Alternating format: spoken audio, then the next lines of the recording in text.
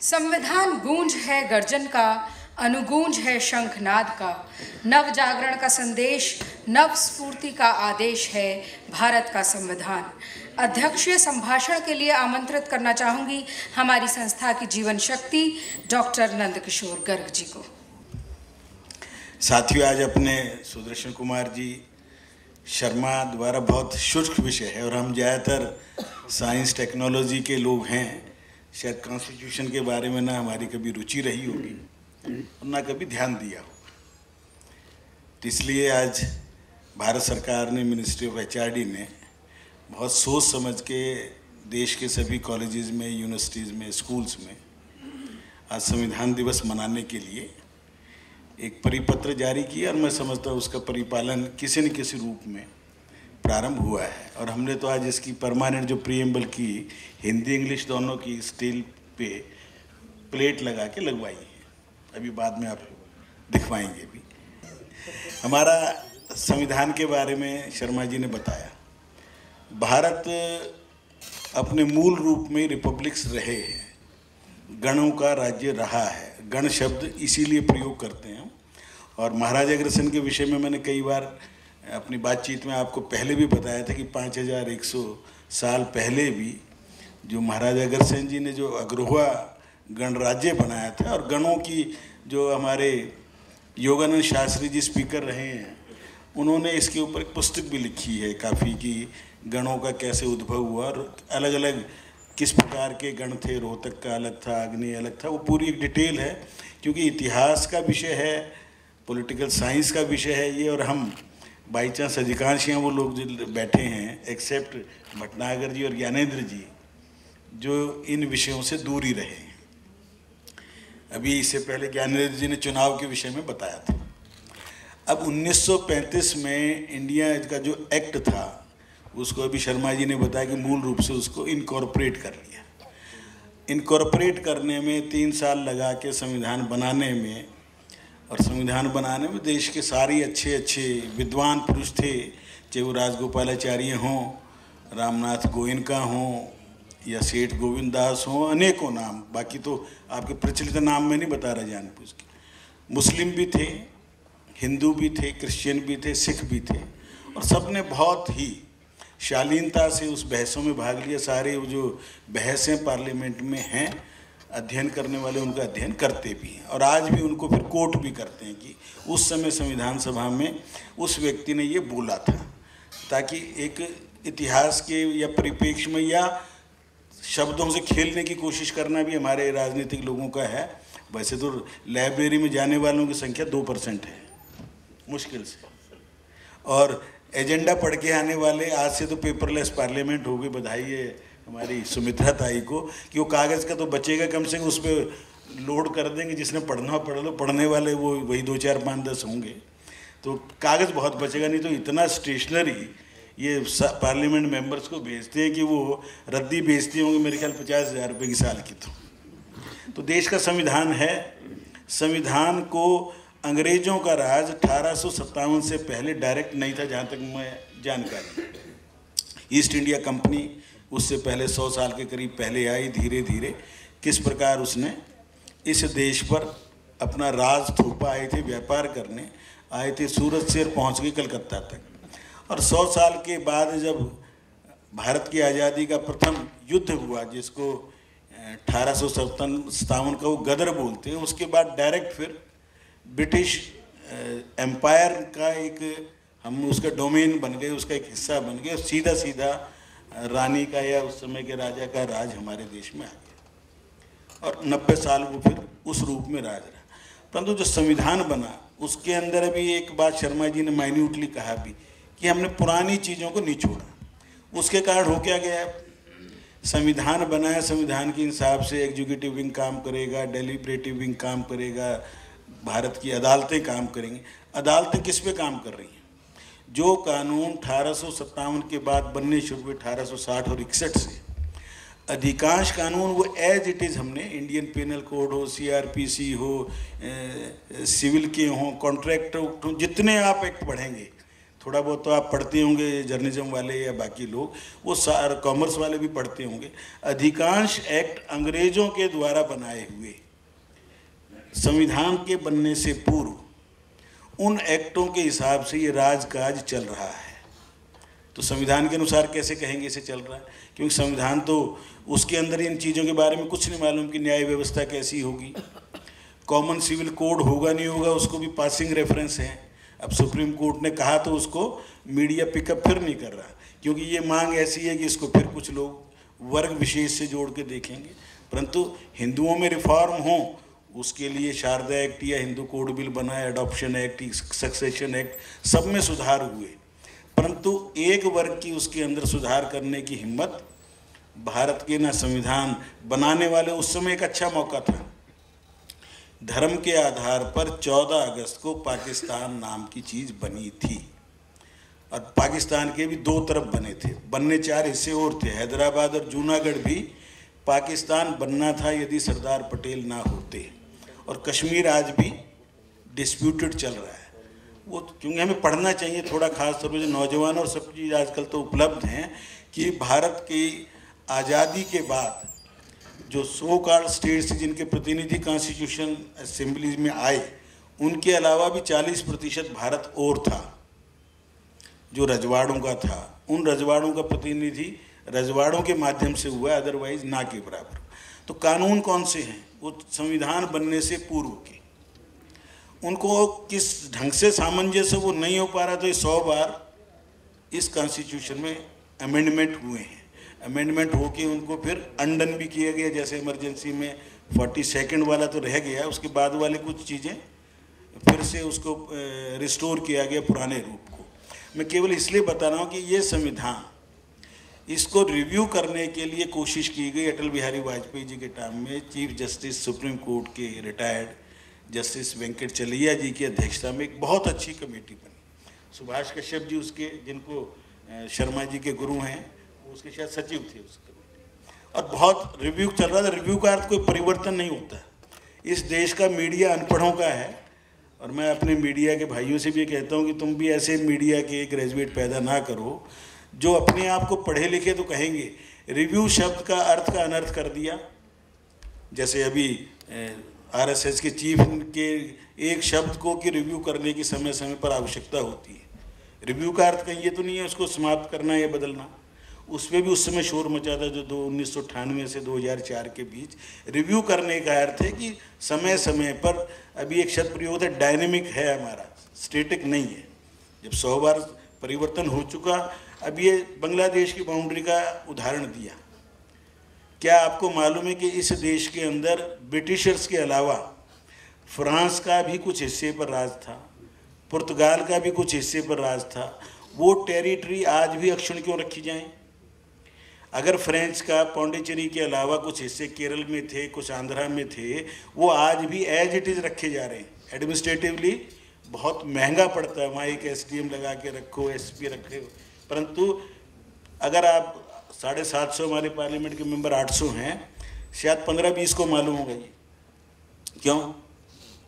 आज क्या आवश्यकता है उसकी? केवल एक आवश्यकता है कि वो फ्रांस में जाके सेटल होना चाहें तो उनको थोड़ी सी डबल सिटीजनशिप मिलती। जैसे पुर्तगाल वालों को गोवा के कारण पहला भारत मूल का व्यक्ति प्रधानमंत्री आज बना है। आज आपने न्यूज़ पढ़ी किसी ने? नहीं। पुर्तगाल का प्रधानमंत्री जो अभी नॉमिनेट हुआ है वो भारत मूल का है, क्योंकि पुर्तगालियों ने गोवा, दमन, दीव इत्यादि पे जब शासन किया था और यहाँ से उनको वहाँ जाना, वहाँ को फिर से वापस जाने की अनुमति थी, वो वहाँ चले गए और वहाँ जाकर वो प्रधानमंत्री बना है। ये भारत के लिए खुशी की बात भी है कि हमने उनको यहाँ हम पर राज किया, परंतु नेहरू जी उनको भगाना नहीं चाहते थे। और कब जुड़ा है गोवा? कोई बताएंगे हाथ खड़ा करके? जो नॉन पत्रकार वाले, पत्रकार नहीं, नहीं वो पीछे वाला ठीक है, पर इतनी देर क्यों हुई? 61 तक हमने प्रतीक्षा क्यों की? कि छोटा सा तो प्रदेश है, 5-7-10 लाख की आबादी, उस समय तो इतनी भी नहीं थी। और पुर्तगाल कितनी दूर है, और अब तो बहुत ही कमज़ोर सा देश है। तो हमने क्यों प्रतीक्षा की 14-15 साल तक? क्या हम इतने कमज़ोर थे क्या? परंतु हमारे जवाहरलाल नेहरू जी विश्व नेता के, बनने के चक्कर में बहुत शांतिपूर्ण ढंग से केवल सफ़ेद कबूतर उड़ाकर पूरे विश्व में शांति करना चाहते हैं। हमने तिब्बत को खोया, एक बफर स्टेट थी हमारे बीच में, गायब हो गई। ये भी आज भी मैं समझता हूँ ये सवाल उठाना चाहिए पत्रकारिता में, और आप लोगों को लिखना चाहिए कि वो हिस्से जो पांडिचेरी से 500 किलोमीटर दूर हैं, 700 किलोमीटर दूर हैं, उनको उन्हीं आसपास के राज्यों में मिला दिया जाए। कोई कार्ड देना तो दे दिया जाए, आज की डेट में सब चीज़ संभव है। एडमिनिस्ट्रेटिवली बहुत खर्चा हो रहा है इसमें। एक चंद्रनगर है कलकत्ता के पास, वो भी फ्रेंच का कभी हिस्सा रहा है। तो क्यों हमें इतिहास तो पढ़ाया वो जाता है जो अंग्रेज लिख के चले गए या उनके मानस पुत्र लेफ्टिस्टों ने लिखा है। इस देश के सही परिप्रेक्ष्य में हमें सब चीज़ें मालूम हों आम नागरिक को। ये एक आज से कोशिश प्रारंभ हुई है कि कम से कम अब संविधान को लोग देखना तो शुरू करेंगे, विजिट तो करेंगे। और अभी गोयल साहब ने उस दिन निकाले, वो गूगल से निकाले थे, जब डाउनलोड किया था, सारे गूगल पे भी शब्द भी गलत लिखे हुए थे, स्पेलिंग भी गलत थे, पूरा वो प्रीएम्बल भी ठीक नहीं था। क्योंकि गूगल को हम गुरु बोलने लगे, गूगल गुरु। भाई गूगल को हमारी चीज़ों को क्या मालूम, हमारी कन्वेंशन का, हमारी सही चीज़ों का। उसने जो उसको किसी ने दिया उसने अपलोड कर दिया। तो आज हमें आवश्यकता है जागरूक होने की, देश के इतिहास को, देश की संस्कृति को, देश की परंपराओं को जानेंगे तो उनकी हम रक्षा कर पाएंगे। इस देश से सब कुछ प्राप्त करके, इस देश के यही घटनाएं 50s में जब थी तो यूसुफ खान दिलीप कुमार बनकर हीरो बने थे। सारी हीरोइन मीना कुमारी इत्यादि मुस्लिम होकर उनको मालूम था इस देश में फिल्म नहीं चलेगी मुस्लिम नाम से, तो उन्होंने हिंदू नाम रखे थे। पार्टीशन के घाव ताज़ा ताज़ा थे, लाखों लोग मरे थे। आज क्या कारण है कि सारे खान लिखेंगे, शादियां हिंदुओं से करेंगे और उसके बाद इंटॉलरेंस की बात करेंगे। शाही इमाम का लड़का हिंदू से शादी करेगा तो आजम का चिढ़ाने के लिए कह रहा है कि यार तुम्हारी हिम्मत है तो बोलो, और मेरा लड़का कर लेते तो तुम तूफान खड़ा कर देते। और ये इस देश का मीडिया उसको दिखा रहा है और हम चुपचाप उसको देख रहे हैं। टॉलरेंट कौन है, इनटॉलरेंट कौन है? टॉलरेंस तो मजबूरी सी होती है। मैं सह रहा हूँ, किसी को बहुत खुशी से नहीं, हम तो सह अस्तित्व वाले लोग हैं, जी और जीने दो वाले लोग हैं। यहाँ टॉलरेंस शब्द का मेरी संस्कृति में टॉलरेंस शब्द का कोई अर्थ ही नहीं है। मजबूरी में थोड़ी सह रहे हैं। अगर आज वो 17 करोड़ हो गए 4 करोड़ से, और हम जहाँ 4 करोड़ थे वहाँ 1 करोड़ रह गए, और पाकिस्तान में 4 लाख रह गए, तो क्यों? इसका सवाल पूछना किसी नौजवान का मन में प्रश्न क्यों नहीं उठना चाहिए? इससे कोई सांप्रदायिकता तो नहीं। हिंदी का अनुवाद किया तो अभिषेक मनु सिंघवी के पिताश्री लक्ष्मीमल सिंघवी संविधान विशेषज्ञ थे। ये तो उनका नाम को खराब करने वाला उसका पुत्र है, जिसके ऊपर सेक्स के कारण भी सदस्यता खत्म होनी चाहिए थी, पर ये देश कैसे बचा लेता है। उन्होंने इसके हिंदी के अनुवाद में संविधान में पंथ निरपेक्ष शब्द का प्रयोग किया है। आज भी हिंदी के अनुवाद की कॉपी पढ़ेंगे तो धर्म निरपेक्ष शब्द नहीं है, पंथ निरपेक्ष। सेकुलर, हमारे सेकुलर शब्द ब्रिटिश का, फ्रांस का वहाँ था। उनकी सेकुलर का अर्थ है कि धर्म का बहुत ज़्यादा इंटरफेरेंस ना हो। हमारे यहाँ तो बिल्कुल ही नहीं है। तो हम लोगों ने कुछ शब्द ढूंढे हैं। पहले समाजवाद का राग अलापते थे, आज हम कैपिटलिज्म की तरफ बढ़ रहे हैं। पूरे विश्व को एक करने में लगे हुए, वर्ल्ड के सब समझौते हो रहे हैं, सभी पार्टियां कर रही हैं। तो समाजवाद शब्द अनडिफाइंड था, आज भी अनडिफाइंड है, उसकी चर्चा भी नहीं बची है। वो संविधान में तो लिखा रह गया। सरकारी तंत्र में अब समाजवाद कहने वाले लोग और समाजवादी लोग अपना जन्मदिन मनाने में 100 करोड़ रुपए एक दिन में खर्च करते हैं। ये समाजवाद तो नहीं है, ये सामंती सोच है, सामंतवाद है। ये ऐसी राजाओं वाली सोच है जो कुर्सी पे आने के बाद, सत्ता आने के बाद, पैसा आने के बाद प्रदर्शन करने की कहेगा। वो लोकतांत्रिक सोच नहीं हो सकती, वो समाजवादी सोच नहीं हो सकती। और ऐसी सोच विकसित हो उसके लिए हम सबको जागना होगा, बच्चे को जागना होगा। पढ़ाते पढ़ाते अब अधिकांश टीचर इन बातों को कहीं जब सूत्र जुड़े तो बात करनी चाहिए। बात करने में कभी हिचकना नहीं चाहिए, क्योंकि किताबें पढ़ने का शौक़ तो किसी को है ही नहीं। हमारी लाइब्रेरी में कितने लोग आते हैं? इंस्पेक्शन टीम ज़रूर आके देखती है कि आपकी किताबें कितनी हैं, जर्नल कितने हैं, ये जर्नल कितने हैं, बाकी कितने लोग पढ़ते हैं। तो ये देश अभी पुराने ढर्रे पे इसलिए चल रहा है कि हम पुराने कानूनों को ढो रहे हैं। 1860 से और 1947 के बीच जितने कानून बने थे, ये देश जितनी जल्दी उनसे छुटकारा पाकर नए ढंग से उन्हीं कानूनों को अपनी आवश्यकताओं के अनुसार अपने किस ढंग से हम इम्प्लीमेंट कर सकते हैं उसके हिसाब से आज उनको करने की ज़रूरत है।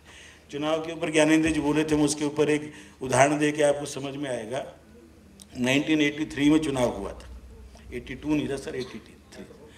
तो उस चुनाव को केरल में भी हुआ 2 जगह, उस चुनाव को चैलेंज कर दिया हाई कोर्ट में, फिर सुप्रीम कोर्ट तक मामला गया। संविधान में लिखा हुआ था पेपर, बैलेट पेपर, और ईवीएम के अंदर पेपर था नहीं। इस बेस के ऊपर वो चुनाव रद्द हुआ। फिर से कॉन्स्टिट्यूशन में इलेक्शन का जो सिस्टम है हमारा, उसके अंदर अमेंडमेंट किया गया कि पेपर इंक्लूडिंग इलेक्ट्रॉनिक मशीन। ध्यान है सर ज्ञानेंद्र जी, शर्मा जी को ध्यान है। तो हम पुरानी चीज़ों को ढोएंगे तो कई चीज़ें पहले होती थी, आज होती नहीं। आज के युग में कितनी तेज़ी से परिवर्तन पिछले 20 साल में सेलुलर आने के बाद हुआ। ये एक सेलुलर में सारा दुनिया आपके पास, आपके हाथ में लेके चल रहे हैं। तो परिवर्तन के हिसाब से हमारे कानून नहीं बदल पा रहे।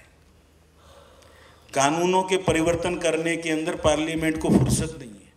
वहाँ नॉन इश्यूज़ पे बहस होंगी, क्योंकि इशू पे बहस करने के लिए पढ़ना पड़ेगा। बेस्ट पार्लियामेंटेरियन पिछले शुरू के 8-10 लोकसभाओं में जिनके नाम रहे, मैं पूछूं तो आप एक का भी नहीं बता पाएंगे। और हीरोज के नाम पूछे तो अभी 200 को बता देंगे हीरो हीरोइन के। सर्वश्रेष्ठ पार्लियामेंटेरियन रहे जिनके नाम से आज भी बहस, शर्मा जी भी सजेस्ट करते होंगे नए एमपीज को, भाई कामत जी को, एचवी कामत को पढ़ लेना, टीए पाई को पढ़ लेना, कंवरलाल गुप्ता को पढ़ लेना। आज भी ये जब ट्रेनिंग देते हैं तो बताते हैं बहस देखनी हो तो वहाँ देखिए। वो मधु दंडवते थे, मधु लिमय थे, अटल बिहारी वाजपेयी बोला मैंने, तो वो डॉइन थे, वो पढ़ के आते थे, उनको समझ थी इन चीज़ों की। आज तो वो आ गए हैं जो केवल न्यूज़ में रहने के लिए उल्टा सीधा बोलेंगे। और वो जैसे शर्मा जी हंस के बता रहे थे, वो अपना कैमरे वाला पीछे पीछे और माइक उसके आगे आगे, और वो फिर कुछ शब्द निकल जाएगा, फिर सारा दिन विवादित बयान।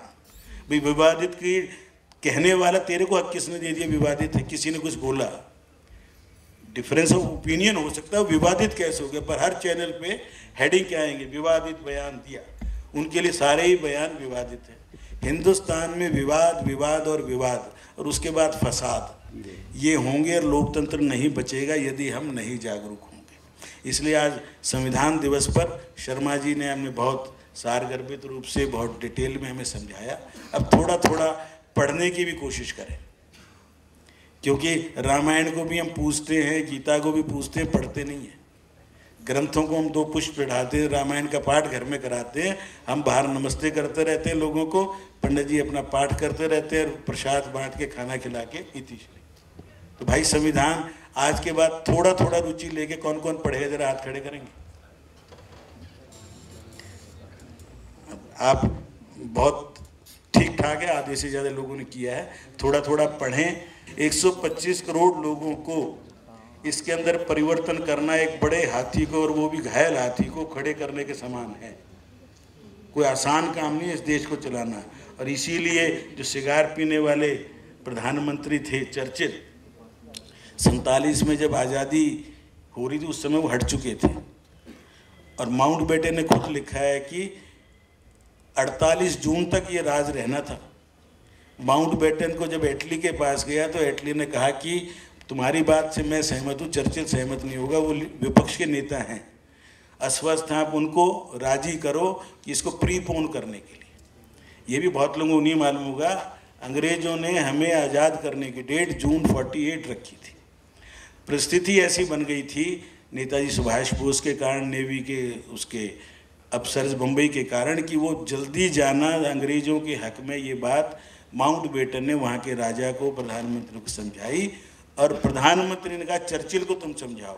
माउंटबेटन क्योंकि रॉयल ब्लड के थे, राज परिवार से कनेक्शन था, तो चर्चिल को वो समझाने में सफल हुए और वो प्रीपोन होकर 14 अगस्त और 15 अगस्त हुई थी। परंतु ये लोग जो 26 जनवरी को रिपब्लिक डे मनाते हैं, 26 नवंबर को जब संविधान समर्पित हो गया था तो रिपब्लिक उस दिन से बन गया है। तो 26 जनवरी क्यों? लगभग 2 महीने फिर आगे क्यों? कि एक ही कारण था, नेहरू जी को अपनी कसम याद थी कि मैंने कहा था कि पूर्ण स्वतंत्रता चाहिए। उससे पहले कभी पूर्ण स्वतंत्रता मांगी नहीं थी। 26 जनवरी 1930 से 31 है भटनागर जी, 30 लाहौर में रावी का किनारा। तो रावी का किनारा और लाहौर क्यों नहीं याद रहा नेहरू जी को? जहाँ कसम खाई थी उस स्थान की भी तो कोई सेंटिटी है। वो स्थान हमारे पास 26 जनवरी ना 49 को है ना 50 को है।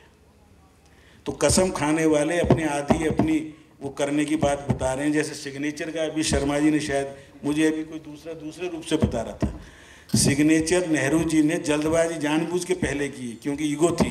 राजेंद्र प्रसाद को तो बी लिटिल करना था, और आज भी बी लिटिल कर रहे हैं, क्योंकि वो कायस्थ थे।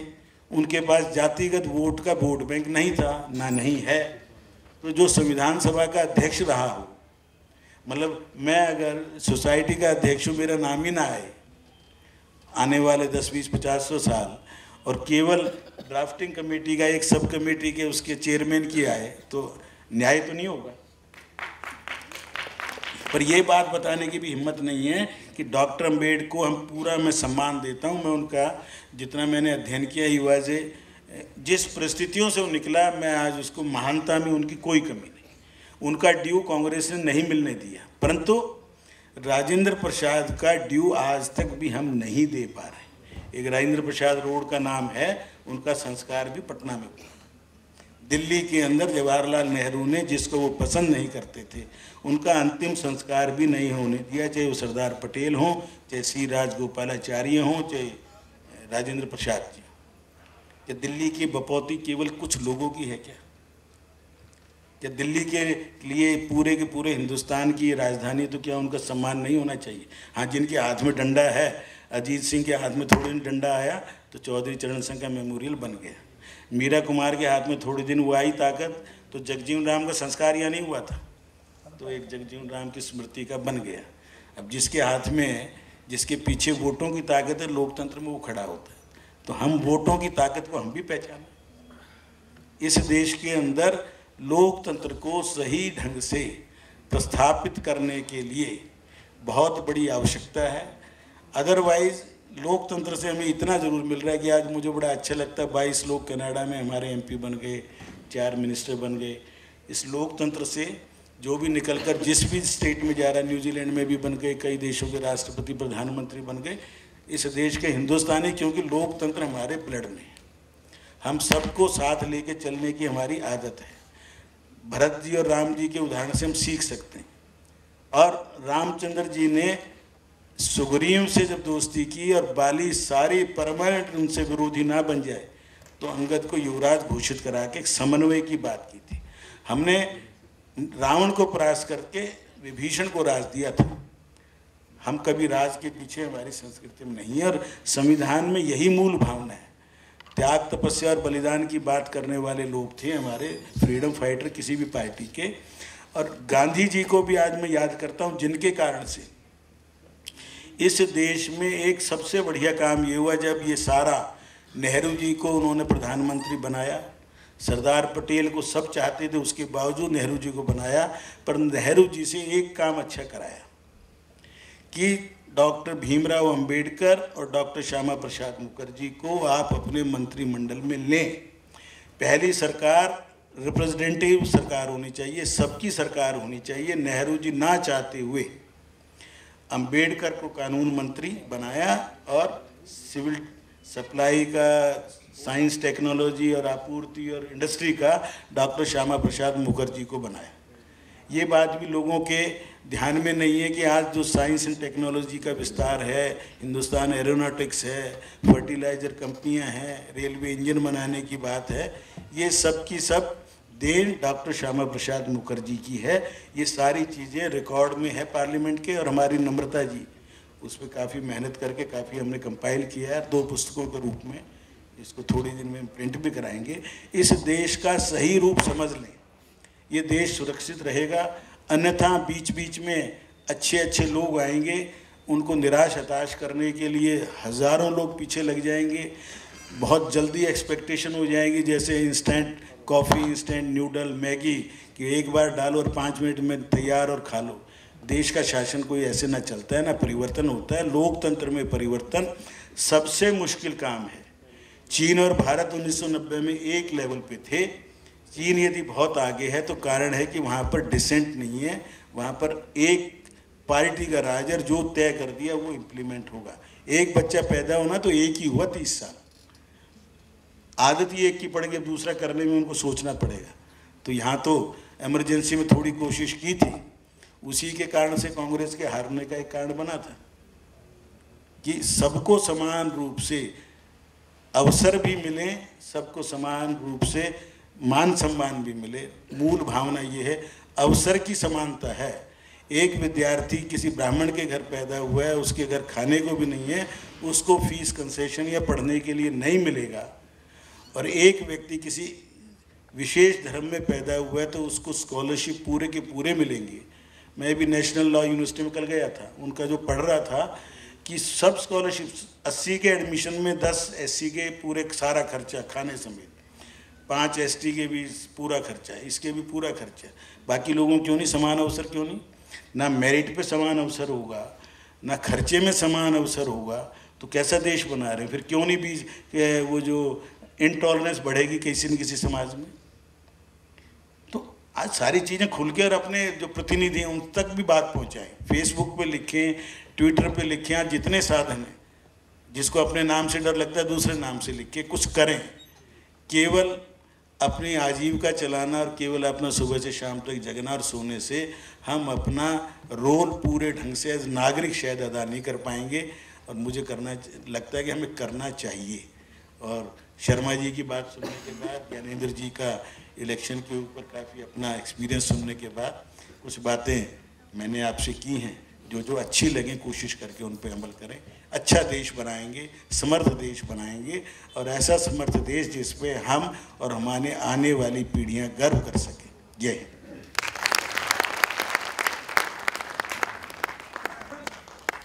धन्यवाद सर। आज के कार्यक्रम को सफल बनाने में आप सभी के सहयोग पर मैं धन्यवाद प्रस्ताव प्रस्तुत करती हूं। आप सभी का अनेकानेक धन्यवाद। अंत में मैं अनुरोध करूंगी सभापति महोदय डॉक्टर नंदकिशोर गर्ग जी से कि वे श्री SK शर्मा जी को स्मृति चिन्ह एवं शॉल भेंट करें।